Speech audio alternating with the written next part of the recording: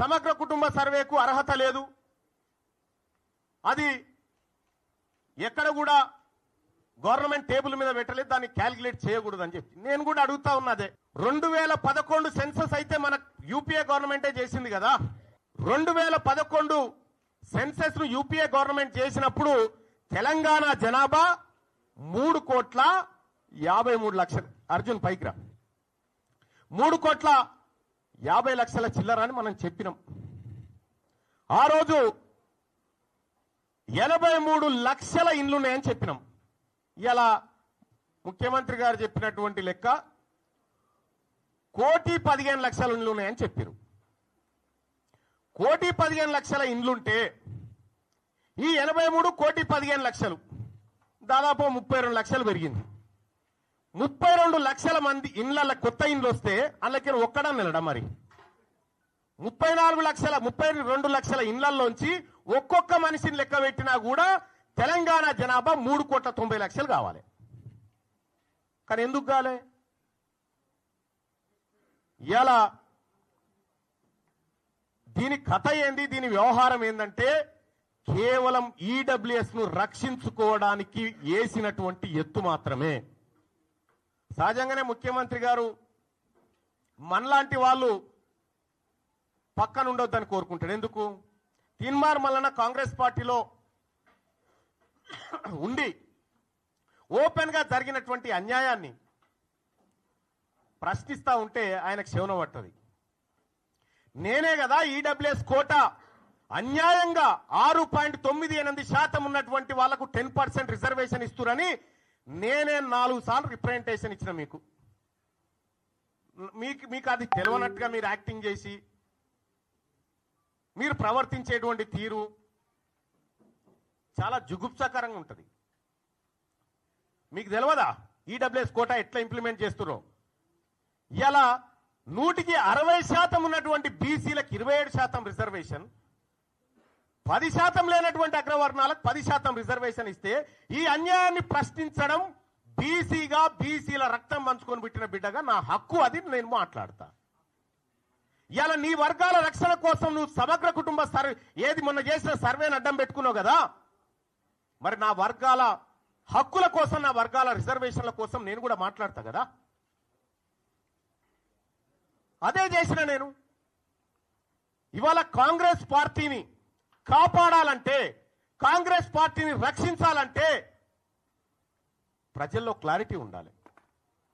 మనం సర్వే చేస్తే 90 ఏళ్ల తర్వాత సర్వే చేసినా మీరు చెప్తే సప్పట్లు కొట్టేటోడు లేడు, పాలాభిషేకం చేసినోడు లేడు. నీకు బీసీ వర్గాలు ఎవరు నమ్మలే.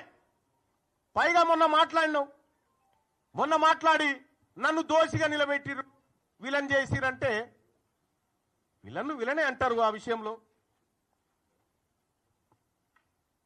విలనే అంటారు. ఆ విషయంలో మీరు చేసింది పక్కా సమాచారం అయితే, పక్కా సేకరించిన లెక్కలే అయితే ముఖ్యమంత్రి గారు ఆ సర్వేకు మీరు బాధ్యత వహిస్తారా?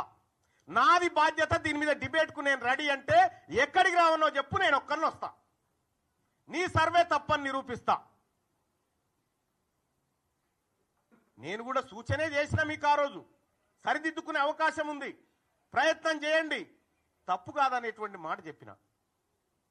మీరు ఒక తప్పు చేసి ఆ తప్పును కప్పిపుచ్చుకోవడానికి మళ్ళీ తప్పు చేసి, ఆ తప్పును కప్పిపుచ్చుకోవడానికి మళ్ళీ తప్పు చేసి ఇవాళ సమగ్ర కుటుంబ సర్వే ద్వారా, కుల సర్వే ద్వారా ఓసీల పాపులేషన్ పెరుగుతుంది. 2011లో మనమే చేసినాం కదా సెన్సస్. ఆ రోజు తెలంగాణ రాష్ట్రంలో ముస్లింల జనాభా, మొత్తం ముస్లింల జనాభా 44 లక్షలు ఉంటుంది. ఈరోజు అదే 44 లక్షలు ఉంటుంది. ఇది ఎట్లా సాధ్యం? ముస్లింలు ఎవరు పిల్లల్నే కానలేదా? మధ్యలో సమగ్ర కుటుంబ సర్వే వదిలేద్దాం, కేసీఆర్ చేసింది. మన సర్వేలే కంపేర్ చేస్తేనే ఇక్కడ పొంతం లేదు కదా. మరి అటువంటప్పుడు ముఖ్యమంత్రి గారు, మీరు బాధ్యతాయుతమైనటువంటి పదవిలో ఉన్నారు. ఈ బీసీలకు న్యాయం జరిగే విషయంలో ఏమైనా పొరపాట్లు జరిగితే మళ్ళీ సరిదిద్దుకోండి అని చెప్పి సూచన చేస్తా ఉన్నాము. మళ్ళీ సరిదిద్దుకుంటే తప్పేమీ కాదు.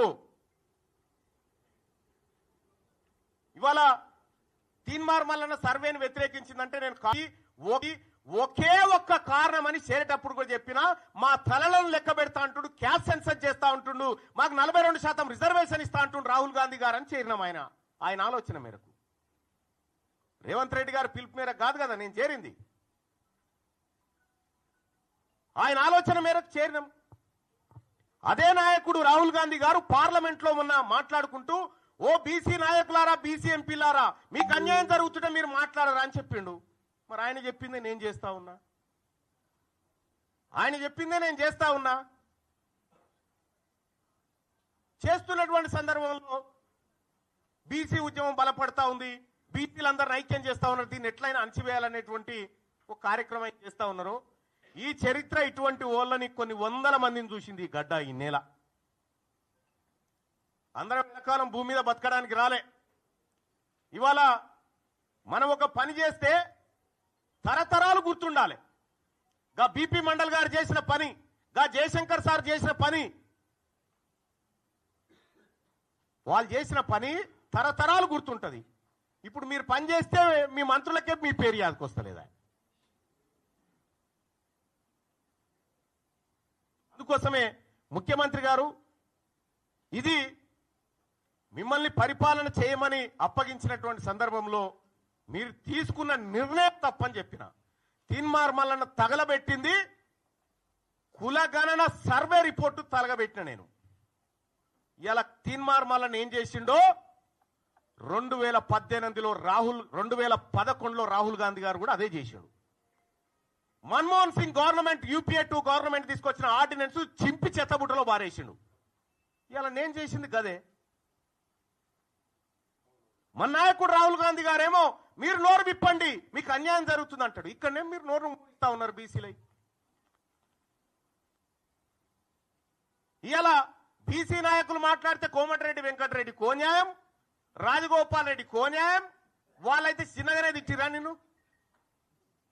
నేను మిమ్మల్ని అన్నది కూడా లేదు. మళ్ళా మీరు చేసిన కార్యక్రమాన్ని వ్యతిరేకించిన, ప్రభుత్వ నిర్ణయాన్ని వ్యతిరేకించిన. ఉద్దు రాజగోపాల్ రెడ్డి గారు అనే నువ్వు బ్లాక్ మెయిలర్ అని చెప్పి, వెంకటరెడ్డి గారు 50 కోట్లు పెట్టి తెచ్చుకున్నావని తిట్టే. అంటే అంతర్గత ప్రజాస్వామ్యం అనేది కాంగ్రెస్ పార్టీలో అగ్రవర్ణాలకు ఉంటుంది కానీ అణగారిన వర్గాలకు ఉండదా? ఇవాళ మీరు ఏం చేయదలుచుకున్నారు కాంగ్రెస్ పార్టీ? ఈ కాన్స్టిట్యూషన్ ఏం చెప్తా ఉంది? Constitution of all India Congress party constitution ఏం చెప్తా ఉంది? కనీసం ఎవడన్నా బుర్రునోడు ఉన్నాడా? చదువుకున్నాడా ఎవరన్నా? ఇందులో ప్రభుత్వ నిర్ణయాన్ని వ్యతిరేకిస్తే పార్టీ నిర్ణయాన్ని ధిక్కరించినట్టు అని ఎక్కడ ఉందా? చూపెట్టురి. మీ ఇంటెన్షన్ ఏంటంటే బీసీ ఉద్యమాన్ని లేవకుండా చేయాలనేటువంటి మీ ఇంటెన్షన్ ఏదైతే ఉందో మీరు ఆ భ్రమలలోనే ఉండురి. ఇవాళ బీసీలంతా చైతన్యవంతమై మేము ముందుకు పోతా ఉన్నాం. అలాగే సోదరులారా,